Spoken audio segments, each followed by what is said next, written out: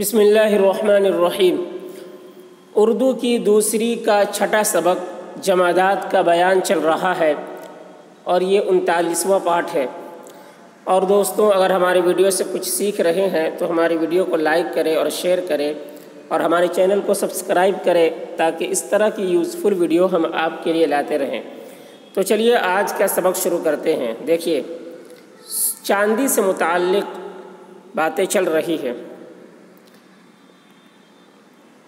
یہ سونے کے سوا، یہ سونے کے سوا اور سب دھاتوں پر بیش قیمت ہے۔ یہ سونے کے سوا اور سب دھاتوں پر بیش قیمت ہے۔ چاندی کے بارے میں۔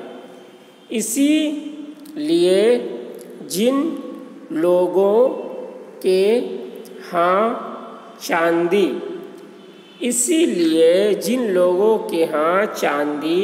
یا اس کے سکے یا اس کے سکے یا زیور بہت ہوتے ہیں وہ مالدار سمجھے جاتے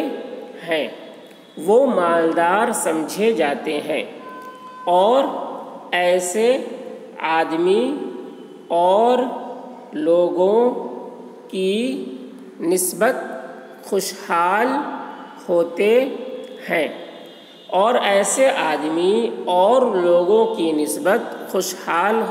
ہیں۔ ان کو چاہیے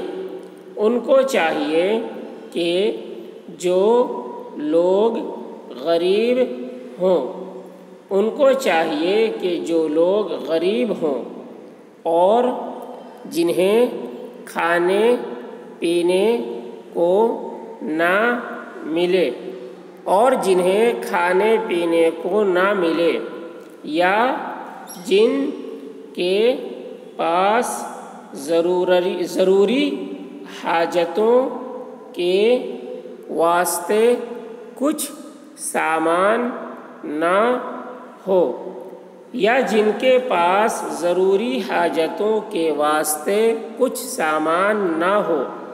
ان کی مدد کریں۔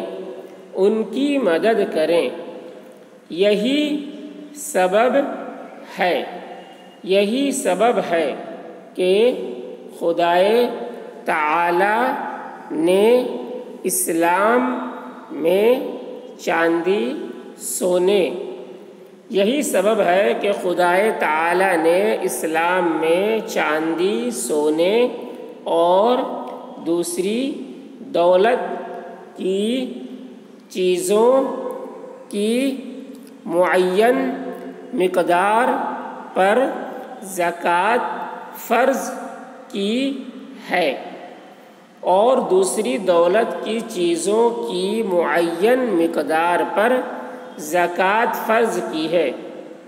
اس کی وجہ اور فائدے انشاءاللہ کسی اگلی کتاب میں اچھی طرح بیان کیے جائیں گے۔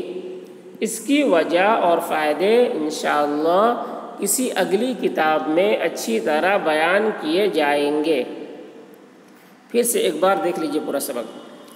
یہ سونے کے سوا اور سب دھاتوں پر بیش قیمت ہے۔ اسی لیے جن لوگوں کے ہاں چاندی یا اس کے سکے یا زیور بہت ہوتے ہیں وہ مالدار سمجھے جاتے ہیں اور ایسے آدمی اور لوگوں کی نسبت خوشحال ہوتے ہیں۔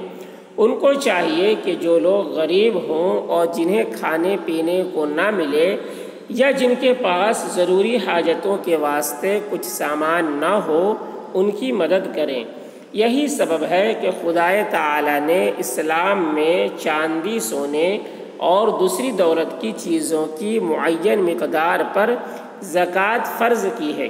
اس کی وجہ اور فائدے انشاءاللہ کسی اگلی کتاب میں اچھی طرح بیان کیے جائیں گے۔